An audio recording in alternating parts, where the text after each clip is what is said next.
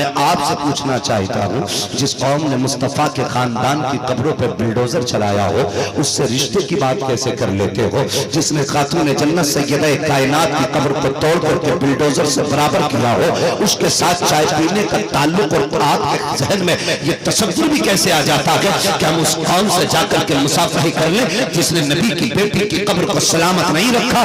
یہ بھی دیکھتے آئے ہیں جنت البقیع کو، ان سے پوچھو تو صحیح کتنے صحابہ کی قبروں کے نشانات موجود ہیں، امہات المومنین کی کتنی قبروں کا پتہ چلتا ہے۔ خدا کی قسم سب کی قبریں ڈھا دی گئی اور ان بدبختوں نے جب اس زمین پہ قبضہ کیا تھا جس کو آج سعودیہ حکومت کہا جاتا ہے، اس بدبخت حکومت نے جب حکومت کی اعلان کیا تھا اور قبضہ کیا تھا انہوں نے کہا تھا سارے بتوں کو توڑ کر کے ان کے نام و نشان مٹا دیں گے، معاذ اللہ کی رب العالمین۔ انہوں نے سب سے بڑا مصطفیٰ کی قبر انور کو کہا تھا۔ میں پوچھنا چاہتا ہوں جو وقت بدبخت نبی کی قبر کو سب سے بڑا بت کر کے پکارے، جو نبی کی بیٹی کی قبر پر بلڈوزر چلائے، کون بیٹی؟ مجھے بتا تو صحیح۔ اگر تیری بیٹی صبح سے شام تک روزہ رکھ لیتی ہے، شام کو آتے وقت جب تمہارے دل سے گزرتا ہے خیال آتا ہے ہر پھل لے کے چلو تاکہ آج بیٹی کے دسترخوان پر سجایا جائے، ہر طرح کا جوس لے کر کے جاؤ، میری بیٹی نے صبح سے کچھ نہیں کھایا ہے، اور مجھے بتا تو صحیح اگر تجھے اپنی بیٹی اتنی پیاری ہے، میرے نبی کو فاطمہ کتنی پیاری ہوگی، خاتون جنت کتنی پیاری ہوگی جس بیٹی کو میرے نبی نے سینے سے لگا کے کہا تھا او لوگوں میری فاطمہ میرے جگر کا ٹکڑا ہے۔ جس دن سے آقا نے خاتون جنت کو سینے سے لگا کر کے اپنے جگر کا ٹکڑا کہا تھا، آج تک ہر بیٹی اپنے باپ کے کلیجے کا ٹکڑا بنتی نظر آ رہا ہے۔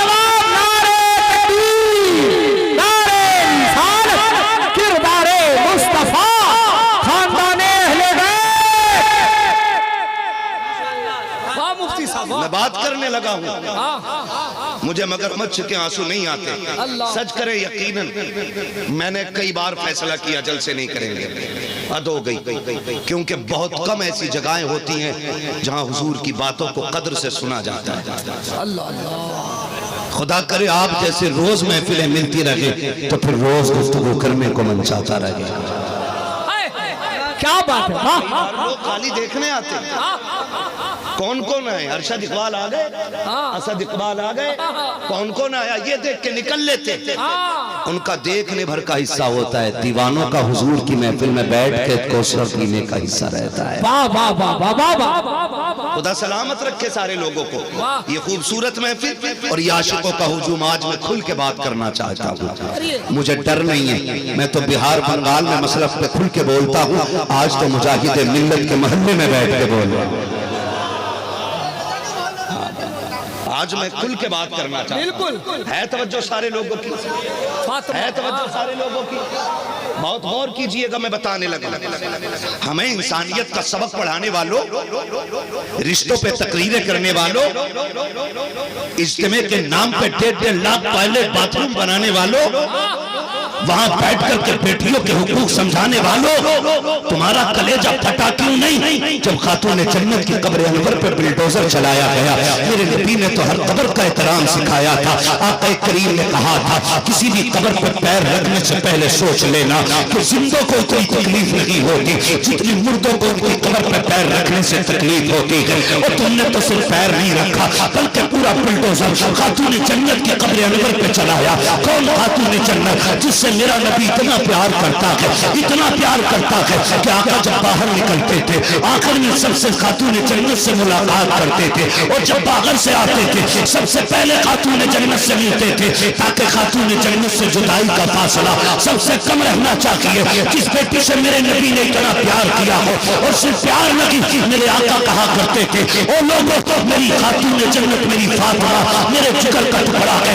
حد تو تب ہو گئی جس دن ایک دن میرا نبی بیٹھا ہے سامنے ام المومنین عائشہ صدیقہ جلوہ گر ہے، اچانک خاتون جنت سیدہ طیبہ طاہرہ عابدہ زاہدہ تقیہ نقیہ زکیہ راکعہ ساجدہ عابدہ خاتون جنت سیدہ فاطمہ زہرا تشریف لا رہی ہے۔ حضرت عائشہ صدیقہ نے دیکھا یا رسول اللہ اچانک آپ کے جگر کا ٹکڑا کیسے آ رہا ہے؟ کوئی خبر نہیں آئی ہے؟ حضور نے بیٹی کو دیکھا، اٹھ کے اپنی جگہ سے کھڑے ہو جاتے ہیں، مصطفیٰ بیٹی کا کھڑے ہو کے استقبال کر رہے ہیں. آقا کریم نے بیٹی کا استقبال کیا. او بیٹی والوں کبھی مصطفیٰ کی سنت سمجھ کے کھڑے ہو جایا کرو.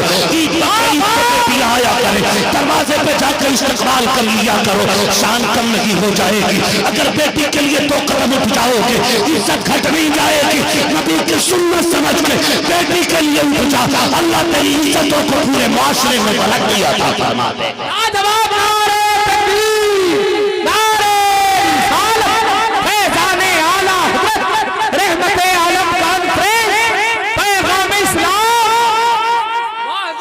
اٹھ جایا کرو. میرے نبی کی سنت ہے بیٹی کے لیے اٹھ کے کھڑا ہونا. آج تو بہت سمجھتے ہیں. ہاں اللہ اللہ اللہ بھائی اٹھ کے کھڑے ہو جایا کرو. عید گزری ہے ابھی, میں آپ کو 20 میسج دکھا سکتا ہوں. کئی بیٹیوں نے میسج کیے کہ مولوی اس عید کے بعد جب تقریر کرنے جائے نا, یہ بھی کہہ دینا کہ عید پہ دنیا کو سلام کر لو.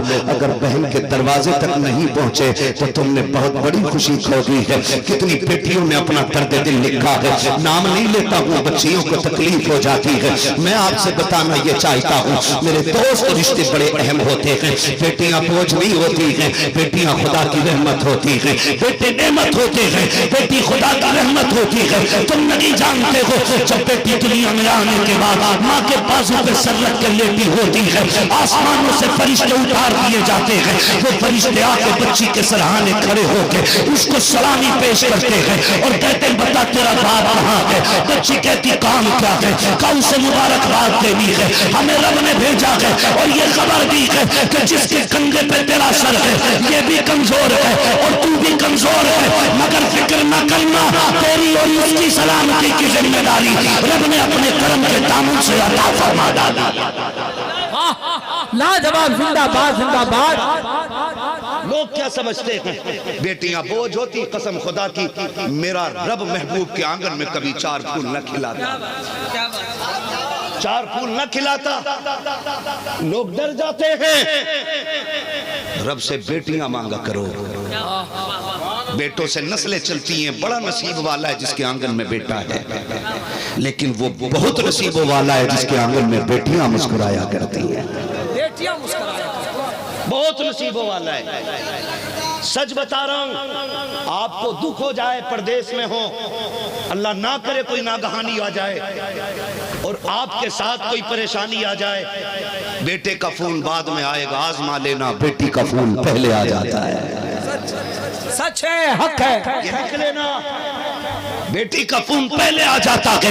ہم باہر رہتے ہیں, اسد بھائی باہر رہتے ہیں, ہمارے اختر بھائی باہر رہتے ہیں, ارشد بھائی باہر رہتے ہیں, جو اولاد والے پردیس میں رہتے ہیں وہ اچھی طرح جانتے ہیں. بیٹیاں جانتے ہو خدا کی قسم 3 دن ہو جائیں بیٹی کا فون آتا ہے, کہتی ہے ابو کب آؤ گے, تمہیں دیکھا نہیں کہ دل نہیں لگ رہا ہے. اللہ کی عزت کی قسم کھا کے کہتا ہوں, پرسوں میں گھر سے نکل رہا تھا, میری بیٹی میں گھر سے نکل آیا, نیچے فلور پہ آ گیا, میری بچی کی آواز آئی ابو. میں نے کہا ہاں, کہ ایک بار میرے پاس تو آؤ. جب بیٹی نے آواز دی مجھے کربلا والے حسین کی سکینہ یاد آ گئی. میں نے کہا افسوس, میں تو 4 دن کے لیے جا رہا ہوں. تب بیٹی کی آواز میں اتنی کشش ہے, میرا حسین تو ہمیشہ کے لیے کربلا جا رہا تھا, پھر حسین کی سکینہ کی آواز میں کتنی کشش رکھی ہوگی. اور بیٹوں والوں اللہ سے بیٹیاں مانگ لیا کرو. جب میری بیٹی نے آواز دے کے کہا تھا ابو آ جاؤ, قسم کھا کے کہتا ہوں بیگ وہیں چھوٹ گیا, سوٹ کے چھوڑ دیا, الٹے پیر توڑا.